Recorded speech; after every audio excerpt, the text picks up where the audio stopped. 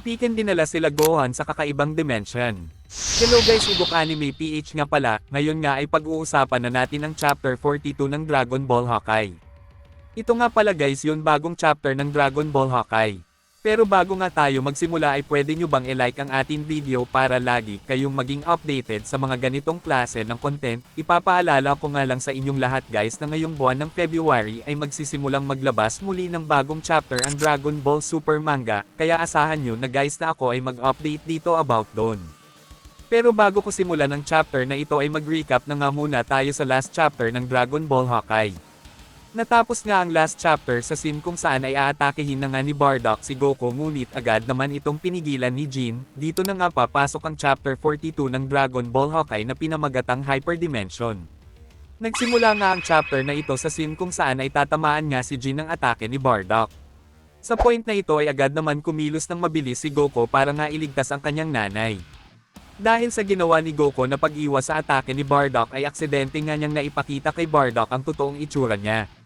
Nang makita nga ito ni Bardock ay talagang nagulat nga siya dito, salita nga ito at sinabi nito na ano ito. Habang si Goku naman ay nagulat nga din sa mga nangyari at sinabi nito sa kanyang sarili na siya nga daw ay nasa isang problema na. Sa kabilang banda naman ay napunta ang scene dito sa kasalukuyan kung saan ay ating makikita na tuloy pa nga rin sa pagbiyahe sila Pican. Kasama nga niya dito si Ob, Gohan, Piccolo at Majin Buu. Salita nga dito si Majin Buu at sinabi nito na siya nga daw ay naboboard na at nagugutom na din. Salita nga din dito si Gohan at sinabi nito na siya nga din daw ay nakakaramdam na din ng gutom, na wala na nga daw siya sa pagbibilang kung ilang oras na silang nabiyahe ng tuloy-tuloy. Dito naman ay salita nga si Piken at sinabi nito na kung siya nga daw sa mga ito ay mas mabuti nga daw na wag nang magreklamo ang mga ito, ang gamit nga daw nilang transport ngayon ay ang may pinakamabilis na transport sa lahat ng 12 na universe, ngunit mas mabilis pa nga din daw ang instant teleportation dito, kahit nga daw si Whis ay aabuting ng ilang araw para mapuntahan ang ating inilipad sa ngayon. Dahil nga sa mga sinabi ni Piken ay talagang nagulat nga dito si Gohan at sinabi nito na totoo daw ba? Nasaan na daw ba sila? Sagot nga si Piken at sinabi nito na sa mga oras nga daw na ito sila nga daw ay malapit na sa pinakataas ng Universe 12 at nasa itaas pa ang Xenos Palace. Salita naman dito si Piccolo at sinabi nito na bakit nga daw ang layo ng kanilang pinuntahan. Maiba nga daw siya, hindi pa nga daw sinasabi ni Piken sa kanila kung saan sila papunta. Sagot nga dito si Piken at sinabi nito na ang goal nga daw nila ay ang makapunta sa pinakataas ng Universe 12. At ang pinakagitna nga daw ng 12 universe, ang pinakamataas nga daw na region ang magpapalabas sa kanila sa realm na ito. Salita nga dito si Piccolo at sinabi nito na ang ibig nga daw sabihin ni Piken ay may pupuntahan tayo na lugar kung saan ito ay nasa labas ng 12 universe. Sagot nga dito si Piken at sinabi nito na tama nga daw, makikita nga daw ni Piccolo ang bagay na kahit sinong mortal ay hindi nakita ang lugar na yon sa kanilang mga panaginip, ito nga daw ay magiging isa sa pinakamagandang experience nila Piccolo. Ngunit wala pang ang ilang segundo ay nakasense na nga sila ng isang malaking halimaw sa kanilang harapan. Salita nga dito si Piken at sinabi nito na ito na nga daw yon. Habang si Gohan naman ay gulat na gulat sa nakita niya at sinabi nito na ano nga daw yan. Si Piccolo naman dito ay naramdaman na parang nga daw yan si Warp Sama. Salita naman dito si Piken at sinabi nito na narinig na daw pala ni Piccolo ang about kay Warp Sama pero hindi nga daw yan yon. Sila nga daw ay magkatulad lang ng purpose. Ang pangalan nga daw ng malaking nilalang na yan ay Koismo Sama. Konektado nga daw ang nilalang na yan sa kanilang pupuntahan. Salita naman dito si Gohan at sinabi nito na ang isda nga daw na yan ay may aura na patungkol sa authority. Salita naman dito si Piken at sinabi nito na mag-ingat nga daw ito sa mga sinasabi nito, wag nga daw nitong tawagin isda si Koismo Sama, hindi daw kasi gusto ni Koismo Sama na tawagin siyang isda.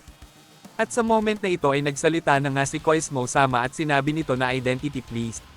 Sagot nga dito si Piken at sinabi nito na siya nga daw si Piken, ang leader ng Celestial Guardians, siya nga daw ay nagdala ng ilang bisita. Salita naman dito si Koismo Sama at sinabi nito na ang requirements daw ng mga kasama nito nasaan.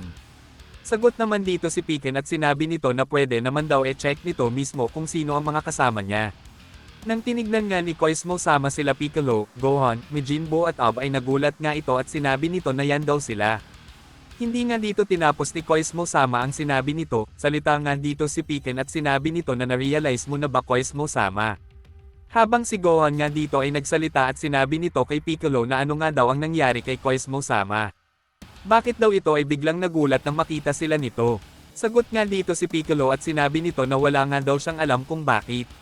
Dito nga ay tinanong na lang ni Koizmo-sama ang password, sagot naman dito si Piken at sinabi nito na time nga daw ang password.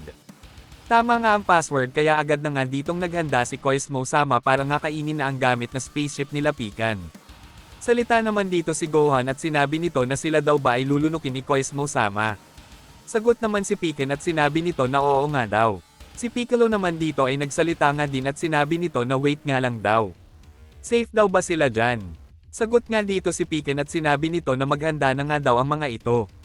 Dahil makakaramdam nga daw ang mga ito ng kaunting panginginig. At sa moment na ito ay tuluyan na nga silang nilunok ni Koizmo-sama. Talagang umikot nga ng mabilis ang kanilang sinasakyan at sila nga ay matagumpay na naihatid ni Koizmo-sama sa kanilang balak puntahan. Lahat nga sila dito ay nakaramdam ng matinding pagkahilo, salita nga dito si Gohan at sinabi nito na para nga daw siyang naging isang jelly.